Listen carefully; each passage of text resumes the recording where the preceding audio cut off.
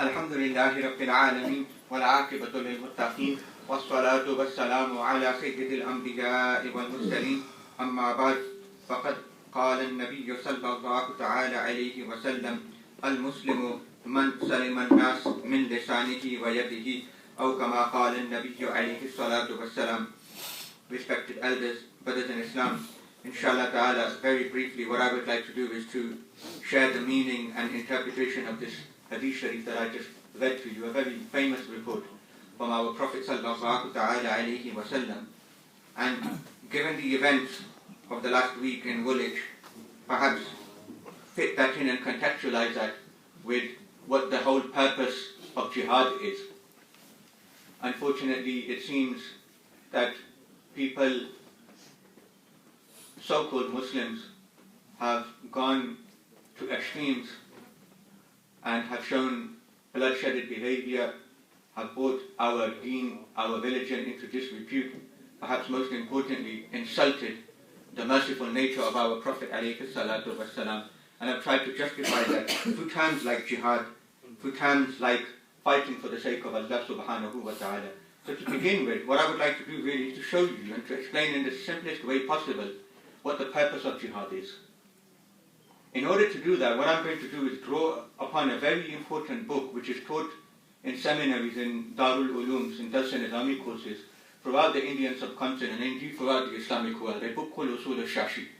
It is a book on Usul-Fiqh, and it has been written by the great scholar Allama Nizaam al-Shashi. It's about a 1,000-year-old book. And in this book he explains the principles of fiqh. It's a very difficult book, but in the simplest possible terms, I would like to explain to you what the purpose of jihad is. In order to understand that, Imam Nizamuddin Shashi, he explained that there's two types of good behavior that Allah subhanahu wa ta'ala wants from you. When Allah orders you to do something, then that falls into two categories. It either comes under Hasan bi nafsihi or Hasan li ghayrihi. Hasan bi nafsihi, Hasan you can probably guess means good. Hasan bi nafsihi means an act which itself is good. It is the goal itself. It is the maqsood itself. When Allah asks you to do something and it is Hasan bi nafsihi, it means that itself is what you are supposed to be doing. Iman billah, for example, is Hasan bi nafsihi. Truthfulness is sought and required itself. That is Hasan bi nafsihi. Justice, adl, is what we call Hasan bi nafsihi. It is sought and it is required per se. Salah itself, the salah that we have just performed, this is what Allah has ordered us to do. It is what is required itself. This is what Hasan bi nafsihi is. Compare that, and you will understand now when we compare that with the other type, which is Hasan li ghayrihi. Hasan li ghayrihi is not necessarily good itself, and it is not directly the purpose itself, but it is good because it leads to something better. It is indirectly good, meaning it is the means to an end. It is not what is sought per se, but rather because it leads to something which is actually better. I'll give you a simple example from normal times, and you'll be able to understand this. Petrol and diesel are not very important itself, is it? We don't crave for petrol and diesel like we might do for gold and silver. Petrol and diesel is only good because we can put it into the car, into the automobile, and it gets to us places. It's the means to an end, isn't it? So in exactly the same way, Hasan li ghayrihi is not good itself.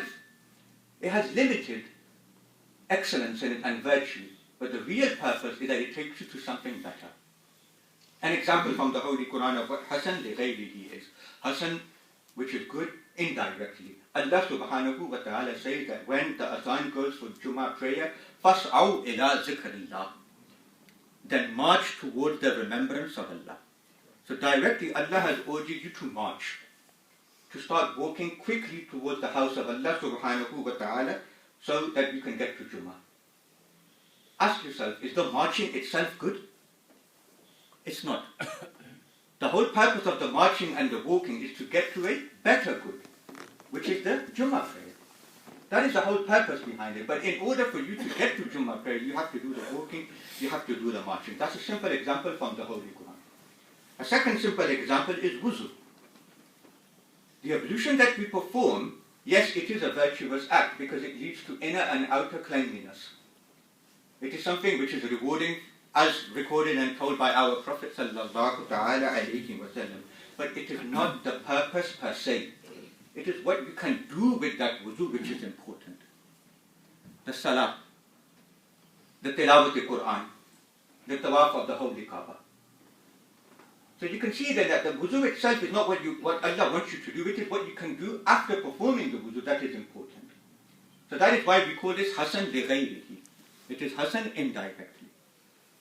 Coming from this example and looking at the second type, the principle of the second type, what Imam Shashi explains is that this Hasan li ghayrihi, the principle for that, if the goal is found, then you have to do the Hasan li ghayrihi.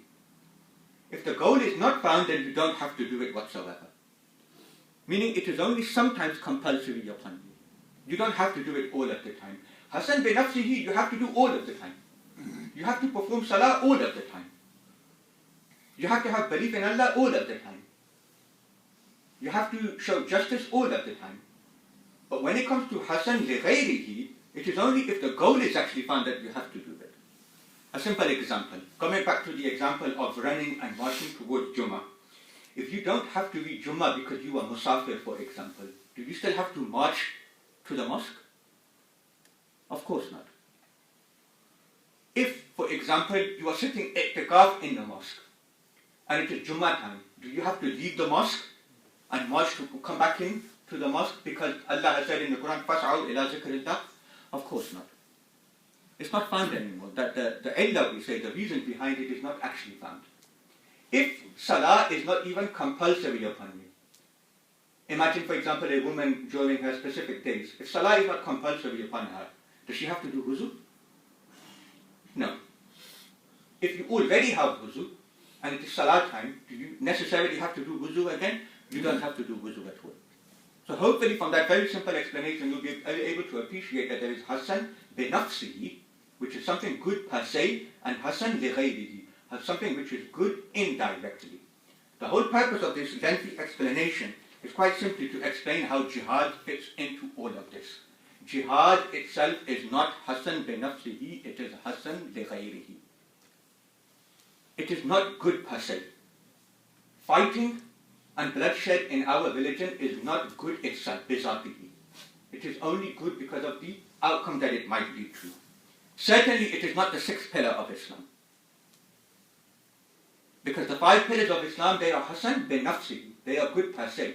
The salah, the zakat, the hajj and so forth. Jihad is not one of those things. The purpose is to lead to a greater good then, like wuzu is and like the marching towards Jummah is. That's how we interpret what jihad is.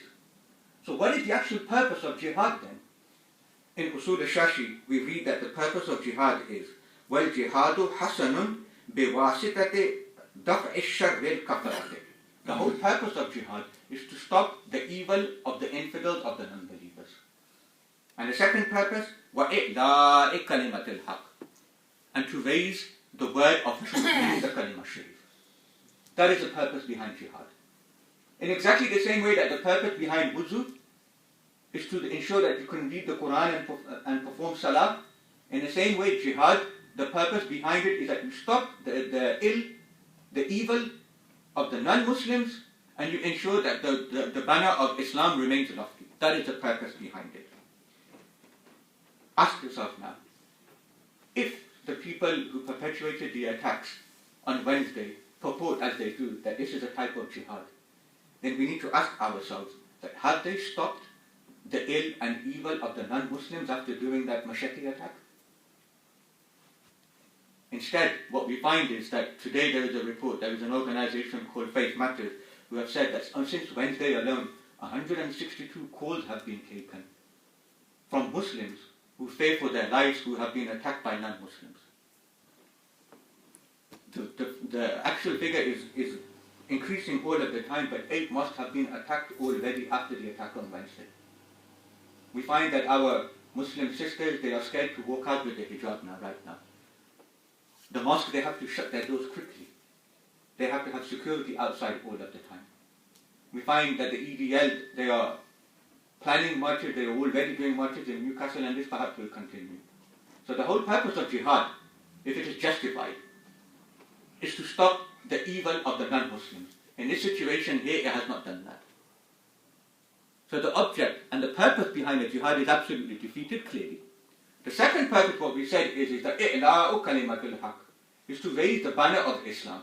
You do jihad, you fight for the sake of Allah subhanahu wa ta'ala, so people can feel proud to be Muslims. So people become Muslims. Ask yourself, since Wednesday, how many people, non-Muslims, have become Muslims?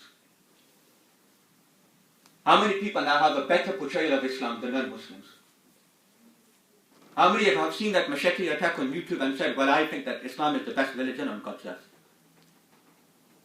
How many people think that, yes, certainly, without doubt, that Sayyidina Muhammad sallallahu alayhi wa sallam must have been sent as a mercy for all mankind?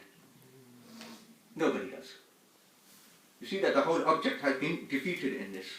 And compare that now with the likes, when it comes to i'la'i kalimatul haq, to raise the banner of Islam, compare that now with how the right way is to portray and to promote and to encourage people to Islam. Compare that now with Khaja Mu'inuddin Chishti. Compare that with, for example, Huzur Data Ganj Bakhsh Hajweri Sahib. Compare that to Shaykh Abdul Qadir Jilani Rahmatullahi alayhi. How many people under these great names became Muslims? How many people accepted Islam? How many people in gatherings alone, not hundreds but thousands of people accepted Islam? And ask yourselves, out of these three great figures, how many of them raised the machete in their hands? How many of them felt the need to be violent about their propagation methods? How many of them felt that it was necessary to spill blood in order for people to accept the religion of Islam? None did. The only way you can propagate Islam properly is through the peaceful and loving manner, as shown by these great Sufiyai Karam and Awliyai Karam. So the whole purpose of this brief analysis is to show that the purpose of jihad is not sought itself. It is important that it leads to a greater goal. That greater goal is to people live in harmony and people accept Islam. When terrorists and extremists, when they take these measures, none of those goals are being fulfilled whatsoever. To conclude, one beautiful saying of our Prophet sallallahu alaihi wasallam, which is often repeated and it is often reported in the books of Hadith, al-Muslimu man salima al-Muslimuna min lisanihi wa yadihi. Our Messenger sallallahu alaihi wasallam defined who a Muslim is. A Muslim is he from whose tongue and hand all Muslims are safe. Meaning he doesn't harm anyone with his hands, he does not harm anyone with his tongue. There is a second variation of this report. And this report has been mentioned by Imam Nasai, Ibn Majah and Imam Ahmad bin Hanbal, rahmatullahi alayhim, in which the Prophet sallallahu alayhi wa sallam said, al-Muslimu man saliman nasu min lisanihi wa yadihi. Not Muslimuna but an-nas, meaning that a true Muslim is he from whose tongue and hand all people are safe. Meaning Muslims and non-Muslims are fine. The one who protects his neighbor, whether they are Muslim or neighbors. The one who welcomes others, whether they are Muslims or non-Muslims. The one who offers his salutations and greetings, whether they are Muslims or non-Muslims. May Allah subhanahu wa ta'ala rid our religion from all the extremist and terrorist tendencies. May Allah allow our religion to be eclipsed by the perfect character and role model of our Prophet alayhi salatu wa salam. Ameen wa ma alayna illa al-balagul mubin. اللهم صل على سيدنا ومولانا محمد وعلى آل سيدنا ومولانا محمد وبارك وسلم عليه. ربنا تقبل منا إنك أنت السميع العليم وتب علينا إنك أنت التواب الرحيم. رب اشرح لي صدري ويسر لي أمري واحلل عقدة من لساني يفقهوا قولي. اللهم انفعنا بما علمتنا وعلمنا ما ينفعنا وزدنا علما والحمد لله على كل حال. وصلى الله تعالى على خير خلقه ونور عرشه محمد وعلى آله وأصحابه أجمعين. آمين برحمتك يا أرحم الراحمين.